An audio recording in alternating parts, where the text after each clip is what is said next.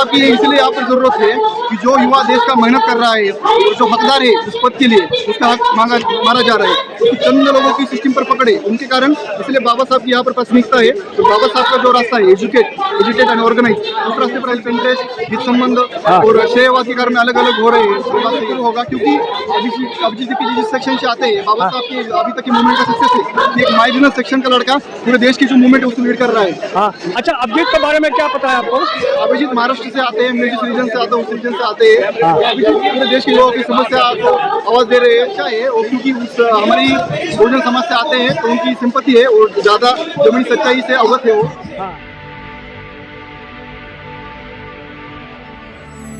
क्या नाम है आपका? मेरा नाम अभिषेक है, मैं महाराष्ट्र से आता हूँ, सावित्रीबाई फुले पुण्यनगरी से। कब आए हो? हम कल आए यहाँ पर दिल्ली में सुबह। हाँ। अच्छा, एक बताइए कैसे पता लगा यहाँ के आज प्रोटेस्ट है? कुछ हमने पुणे में प्रोटेस्ट ऑर्गेनाइज किया था सीजेपी का, इसलिए उनसे कनेक्टेड थे। क्या कर रहे हैं इस समय आप? इस समय मैं छात्र हूँ पॉलिटिकल साइंस सेकंड ईयर का। अच्छा, तो आप ही को कॉकरोच बोला है क्या सीजीआई ने? यस, हमको ही कॉकरोच बोला है, लेकिन हमें कॉकरोच बोल गए हैं, लेकिन वो जिस सिस्टम में वो नाला है उस नाले के कारण हम कॉकरोच है। ये बाबा साहब का आपने फोटो ले रखा है, बाबा साहब को करें कि यहाँ क्या जरूरत है? इसलिए यहाँ पर जरूरत है कि जो युवा देश का मेहनत कर रहा है और जो हकदार है उस पद के लिए उसका हक मारा जा रहा है, तो चंद लोगों की सिस्टम पर पकड़े उनके कारण, इसलिए बाबा साहब की यहाँ पर प्राथमिकता है। तो बाबा साहब का जो रास्ता है एजुकेट एंड ऑर्गेनाइज, उस रास्ते पर हम चल रहे हैं। लेकिन उन्होंने तो संगठित होने के लिए बात की, लेकिन लोग संगठन बना कर हुए हैं। हाँ, वो तो है, कुछ अपना सेल्फ इंटरेस्ट, हित संबंध और शेयवादी कार्य में अलग अलग हो रहे हैं, ये बात सही है। तो क्या लग रहा है कि बाबा साहब का मिशन पूरा होगा?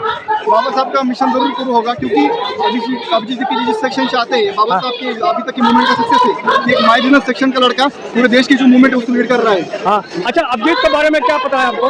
अभिजीत महाराष्ट्र से आते हैं, मैं जिस रीजन से आता हूँ उस रीजन से आते हैं। अभिजीत पूरे देश के लोगों की समस्या को आवाज दे रहे हैं, यही बता। मैं आप जहाँ अभिजीत जाते हैं आपके घर से कितने दूरी पर पड़ता है? वो 200-300 किलोमीटर दूर है। हाँ, तो कभी मुलाकात हुई है? हाँ, पुणे में मिले हम, पुणे अच्छा ऑर्गेनाइज किया था हमने, सक्सेसफुल करके दिखाया पुणे में। हाँ, वहाँ पर ही मिले थे। तो कैसा सोच, कैसा विचार, कैसा व्यवहार है इनका? इनका व्यवहार काफी अच्छा है और क्योंकि उस हमारी बहुजन समाज से आते हैं तो उनकी सिंपत्ति है और ज्यादा जमीनी सच्चाई से अवगत है वो। तो ये पहली बार ऐसा आंदोलन किया है कि इसके पहले भी कोई आंदोलन इसके बारे में आते हो?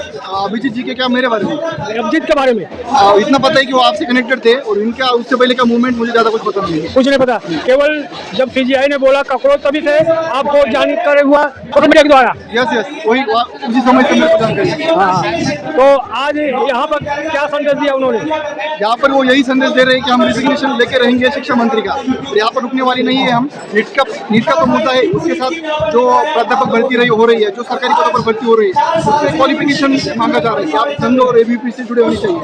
तो ये भी मुद्दा है, छात्रवृत्ति का मुद्दा है, जैसे कि SC ST OBC को NTA में जो फेलोशिप दी जा रही थी, NFSC NFOBC, वो आपकी सरकार ने खत्म कर दी है।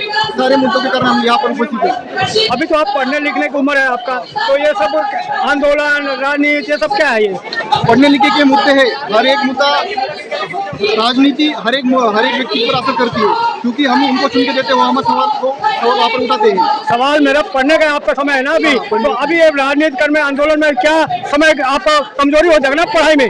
नहीं, हम पढ़ाई, मेरा पेपर है पिछले हफ्ते में, पढ़ाई भी करना है और पढ़ाई और लड़ाई दोनों करनी है। लड़ाई इसीलिए करनी है कि हम जिस चीज के लिए मेहनत आंदोलन में लोग जेल में जाते हैं, लाठी पड़ती है, तो ये माँ बाप को भी परेशान में डालोगे। फिर पढ़ाई करने का कुछ फायदा नहीं है अगर हम पढ़ाई करके भी हमारा हक ना मिले तो।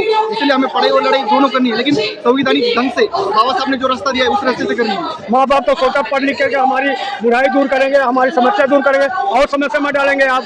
नहीं, हम समस्या में क्यों डालेंगे? माँ बाप का कहना है कि पढ़ो और सिस्टम में जाओ और समाज का रिप्रेजेंट करो समाज को। अगर हम सिस्टम में लेना नहीं जा रहा, कुछ चंद लोगों को पैसों के बेसिस पर लिया जा रहा है, तो माँ बाप का सपना ही अधूरा रह जाएगा। माँ बाप के सपने के लिए यहाँ पर आए हैं हम, अपना हक लेके रहेंगे। अच्छा, एक चीज और बताइए, ये युवाओं के बारे में कई लोगों को मानना है कि युवा जो है केवल अपनी नौकरी के लिए लड़ रहा है, लेकिन माँ बाप के लिए कोई लड़ता नहीं।